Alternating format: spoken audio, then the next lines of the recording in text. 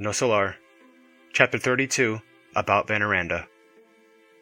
As we entered the moonlit complex, I experienced a strange sense of wonder. Those sheltering trees, those verdant fields, held my unwavering attention. I was indirectly asking veiled questions, hoping that Narcissa would provide some explanation. In this great complex, she said, there aren't only paths leading to the umbral. There isn't only the raising of plants for their nutritious juices. Minister Veneranda has also created excellent areas for our educational lessons. And noticing my positive curiosity, she continued, those areas are the so-called green halls, which are used for educational purposes. Scattered among the trees, there are places wonderfully suited for the lectures given by the ministers of regeneration. Others are used for visiting ministers and scholars in general. However, there is one of rare beauty. It is reserved for the meetings of the governor when he visits us. Periodically, the tall trees are covered with colorful blossoms, giving them the appearance of towers of natural charm. And we see the sky as our sheltering roof. We have the blessings of the sun and of the distant stars over our heads. Those natural places must be truly wonderful. They certainly are, the nurse continued enthusiastically. I've been told that 40 years ago, Minister Veneranda's proposal was excitedly applauded all over the colony. Thus, the campaign to build the nature halls began. All of the ministries cooperated, including the Ministry of Divine Union, which solicited Veneranda's help in building such halls in the Forest of Waters. Delightful sanctuaries were built everywhere. I myself regard the ones they built as schools as the most interesting. They vary greatly in size and shape. In the educational complexes of the Ministry of Elucidation, Veneranda built a virtual star-shaped castle of prodigious foliage that houses 5 large classes of students taught by 5 different instructors. In its center, there is an enormous apparatus that is used for showing images, like a movie projector on Earth. It can show 5 different projections simultaneously. The initiative improved the city considerably, comprising something that is both practical and spiritually beautiful at the same time. When she paused, I asked, how are the halls furnished? In the same style as earthly ones? Narcissa smiled and remarked, no, there's a difference. Inspired by the gospel scenes of the age that witnessed the earthly pilgrimage of Jesus, Minister Veneranda suggested that we use natural resources to build the sanctuaries. Each nature hall has benches and chairs carved out of materials taken from the ground and covered with soft, sweet-smelling grass. Such materials give the halls a distinctive beauty. The minister declared that it would be fitting to recall the sermons of the Master on the open shore during his divine travels along the Sea of Tiberias. Thus, the idea of nature furniture came from this recollection. The upkeep requires constant care, but the hall's beauty more than makes up for it.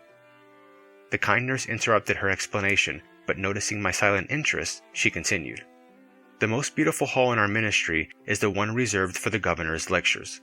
Minister Veneranda learned that he had always been fond of ancient Hellenic landscaping, so she decorated the hall in that style, with small freshwater channels, beautiful bridges and ponds, seats made of the interlaced branches of trees, and rich vegetation. Each month, the display of color is different due to the different species of flowers. The minister reserves the loveliest for December in order to celebrate Christmas.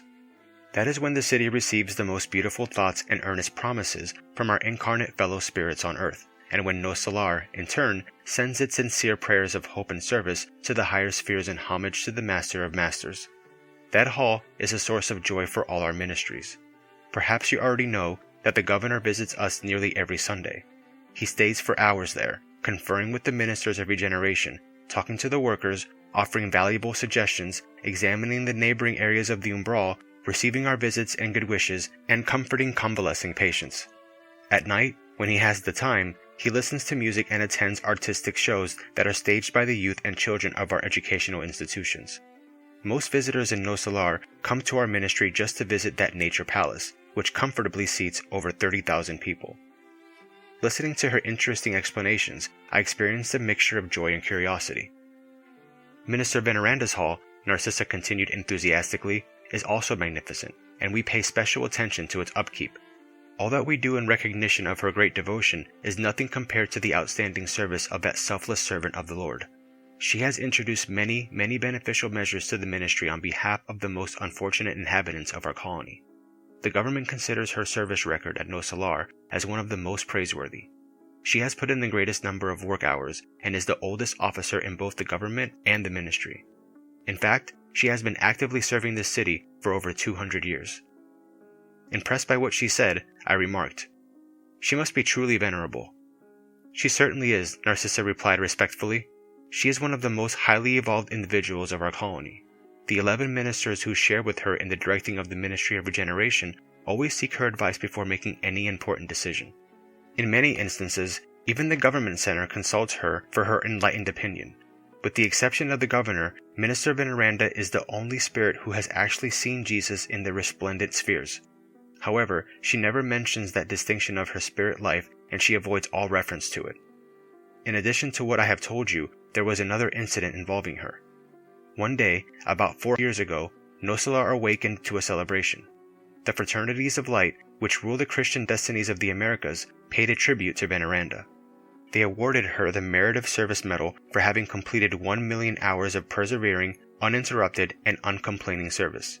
Until now, she is the only one in the whole colony to be awarded with such an honor. A generous commission came to give her the medal, but in the midst of the overall joy of the ministers and the crowd, she only wept in silence. Afterwards, she donated the trophy to the city archives, claiming that she was unworthy of it.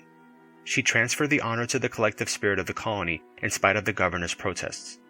She requested that all the upcoming celebrations for her deed be cancelled. Since then, she has never alluded to her award. "What an extraordinary woman," I said. "Why doesn't she go to higher spheres?" In a lower voice, Narcissa said, "Within herself she lives on planes far higher than ours, and only remains in Nosso Lar out of a spirit of love and sacrifice.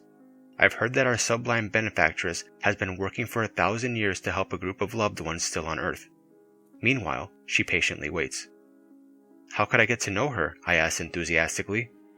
Narcissa seemed to be pleased at my interest and explained, "Tomorrow, in the evening after prayers, Minister Veneranda is coming to the hall in order to enlighten some learners regarding thought.